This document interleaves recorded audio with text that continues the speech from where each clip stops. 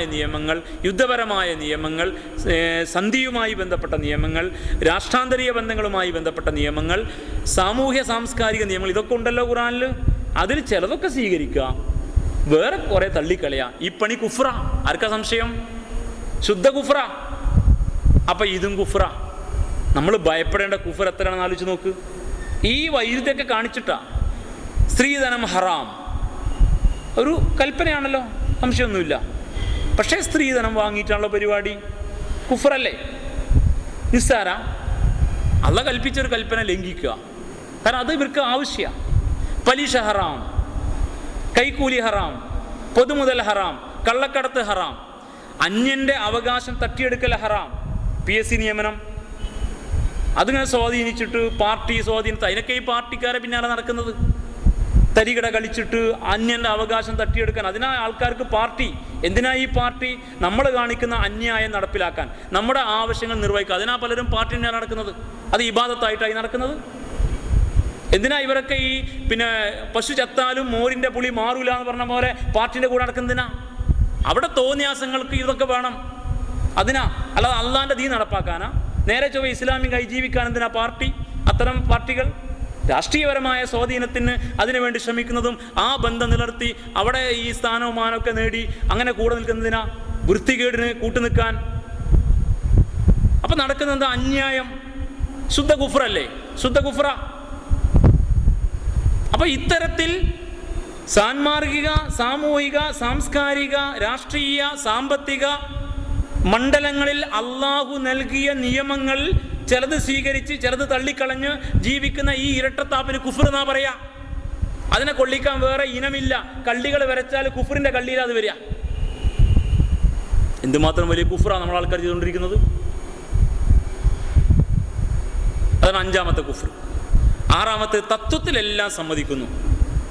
അതൊക്കെ അങ്ങനെ തന്നെയാണ്. ഇസ്ലാമിൽ സാമ്പത്തിക നിയമമുണ്ട്, ഇസ്ലാമിൽ രാഷ്ട്രീയ നിയമമുണ്ട്, ഇസ്ലാമിന് ഭരണമുണ്ട്, ഇസ്ലാമിൽ യുദ്ധമുണ്ട്, സന്ധിയുണ്ട്, ഒക്കെ ഇയാൾ സമ്മതിച്ചു. പക്ഷേ പ്രായോഗിക തലത്തിൽ ഇവൻ ശുദ്ധ നിസ്കാരവും നോമ്പും ദിക്റും മാത്രമായിട്ട് ജീവിക്കും ചെയ്യും. അങ്ങനെ ജീവിതമല്ലേ ഇപ്പോൾ നമ്മളെ കൂട്ട് നല്ല മനുഷ്യന്മാരെ കോലെന്താ? ഇത്തിരി പ്രകോപിക്കാൻ വേണ്ടി തന്നെ പറയാം. എന്താ ഈ നല്ല മനുഷ്യന്മാരെ കോലം? നമുക്ക് പ്രശ്നമൊന്നുമില്ല, അതൊക്കെ ഉള്ളത് തന്നെയാണ്. ഇസ്ലാമിൽ സാമ്പത്തിക നിയമം ഒരുപാടുണ്ട്. രാഷ്ട്രീയ ഭരണ ഈ റസൂലുള്ള ഭരണാധികാരിയായിരുന്നില്ലേ?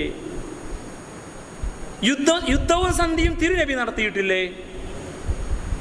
സാംസ്കാരിക നിയമമുണ്ട്. കള്ളുകൂടി പാടില്ല, വസ്ത്രത്തിൽ സംസ്കാരം ഒക്കെ ഉണ്ട്, സാമൂഹിക ബന്ധങ്ങളൊക്കെ വേണം. ഇതൊക്കെ സമ്മതിക്കും. എന്നിട്ടോ പ്രായോഗിക തലത്തിൽ മൂപ്പര് ഇതിനൊന്നും തയ്യാറല്ല. മൂപ്പരാകെ നിസ്കരിച്ച് നോമ്പ് നോറ്റ് ദിക്റും ചൊല്ലി നല്ല കുട്ടിയായി അങ്ങനെ നടക്കുക. ഇതിന് പറയാൻ പറ്റുമെങ്കിൽ പറയുന്നത് കുഫ്ർന്നാ പറയേണ്ടത്. ഇതറിഞ്ഞിട്ട് ഒരാൾ ഈ നിലപാട് സ്വീകരിച്ചാൽ അവൻ സ്വീകരിച്ച നന്ദികേടിൻ്റെ വഴിയാ. അതാ കുഫ്ർ.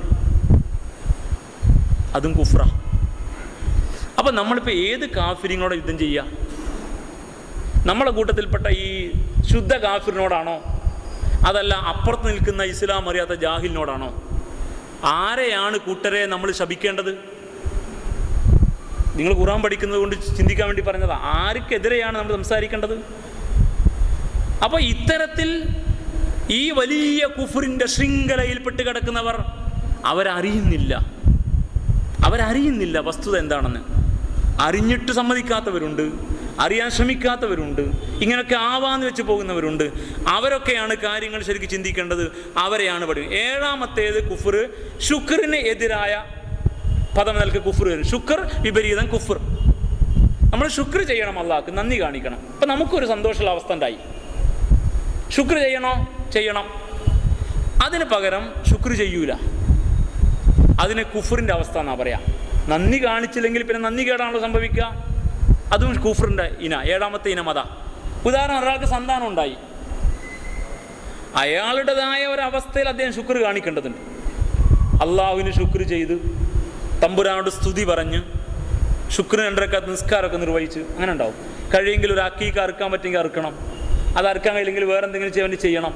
ആ സന്തോഷമൊക്കെ ഒന്ന് പ്രകടിപ്പിച്ച് കൂടുതൽ പടച്ചവനോട് അടുത്ത്. അത് ശുക്രിന് അയാൾക്ക് സാധ്യമാകുന്ന രീതിയിൽ ചെയ്യേണ്ടതുള്ളൂ. എല്ലാവരും ചെയ്യണമെന്നില്ല. ചെയ്യുന്നവൻ ചെയ്യട്ടെ, അങ്ങനെ ചെയ്യാൻ പറ്റുന്നവൻ അക്കീക്ക അറുത്തും മറ്റൊക്കെ പോയിക്കോട്ടെ. പക്ഷേ ഈ ഒരു ശുക്രിൻ്റെ രീതി അതിൽ സ്വീകരിക്കാതെ വരുമ്പോൾ അവൻ ഏത് രീതിയിലാണ് സ്വീകരിച്ചത്? കുഫറിൻ്റെ രീതിയാണ്. നന്ദി കേട്. കുഫറിന് അങ്ങനെ അർത്ഥമുണ്ട്. ശുക്രിൻ്റെ വിപരീതമായി കുഫർ വരും, നന്ദി കേട്. നമുക്ക് സാമ്പത്തികമായ ഒരു സൗകര്യം ഉണ്ടായി, ഒരു ഉപജീവന മാർഗം അല്ലാഹ് തന്നിരിക്കുന്നു, അതിൻ്റെ ബലത്തിൽ നമ്മൾ ജീവിക്കുക. അപ്പം നമ്മൾ വല്ലാതെ ശുക്ർ ചെയ്യണം. പടച്ചവനെ, നിത്യവരുമാനത്തിന് ക്ലേശമില്ലാതെ ഒരു സ്ഥിര വരുമാനം നൽകി എന്നെ ഇவ்விധം സമൂഹമധ്യേ ഉറപ്പിച്ചിരുത്തിയ നാഥൻ എന്ന നിലക്ക് നാം കൂടുതൽ അവന് ശുക്ർ ചെയ്യണം. അവൻ്റെ കൽപ്പനയിൽ തെറ്റിക്കാതിരിക്കണം, അവൻ്റെ കൽപ്പന പാലിക്കണം, സാധ്യമാകുന്ന സഹായങ്ങളും സദക്കയും സക്കാത്തുമായിട്ട് മുന്നോട്ട് പോകണം. അങ്ങനെ പോകുമ്പോൾ അത് ശുക്രിൻ്റെ വഴിയാണ്. അത് ചെയ്യാതെ വരിക്കുമ്പോൾ കുഫറിൻ്റെ വഴിയാണ്. ഇതൊക്കെ കിട്ടിയിട്ടും അതൊന്നും ചിന്തിക്കാതെ പിന്നെയും വൃത്തികെട്ട വഴിയിലേക്ക് പോവുകയും അള്ളാഹനെ മറന്ന് വർത്താനം വരുന്നത് കുഫറിൻ്റെ വഴിയാണ്. അപ്പോൾ ശുക്രിനെതിരായ കുഫർ സംഭവിക്കാം. അപ്പം ഇങ്ങനെ 7 പ്രധാന തലക്കെട്ടുകളിൽ കുഫറിനെ വിശദീകരിച്ചുകൊണ്ട് ഇസ്ലാം. അപ്പം ഞാനിത് ഇത്രയും പറഞ്ഞ ഒരു കാര്യം മനസ്സിലാക്കാൻ വേണ്ടിയാണ്. നമ്മുടെ ഇന്നല്ലദീന കഫറു എന്ന് പറയുമ്പോൾ എല്ലാം കൂടി സമുദായത്തിന് പുറത്തുള്ള മനുഷ്യന്മാരെ പെരടിയിൽ വെച്ച് കെട്ടണ്ട, അങ്ങനെ വെച്ച് കെട്ടി രക്ഷപ്പെടണ്ട. സമുദായത്തിനകത്തുള്ള ശുദ്ധ കാഫിര്യങ്ങളിലേക്ക് ശ്രദ്ധ തിരിയട്ടെ. നമ്മിൽ നിലകൊള്ളുന്ന കുഫറിലേക്കും ശ്രദ്ധ തിരിയട്ടെ. ഞാനും നിങ്ങളും അള്ളാഹുവിന് വകവെച്ച് കൊടുക്കേണ്ടത് വകവെച്ച് കൊടുക്കാതെ കാണിക്കുന്ന കുഫറിൻ്റെ പാപത്തെക്കുറിച്ചും അതിൻ്റെ കുറ്റത്തെക്കുറിച്ചും ബേജാറുണ്ടാവട്ടെ. അത് മനസ്സിലാക്കാനാണ് ഇത്രയും വിശദീകരിക്കേണ്ടി വന്നത്. വേണമെങ്കിൽ പറഞ്ഞിട്ട് കാഫിർ കവറിന് പോകാം. അപ്പോൾ കാഫിർ പറയുമ്പോൾ ആളുകൾ മനസ്സിലാക്കാം മറ്റവൻ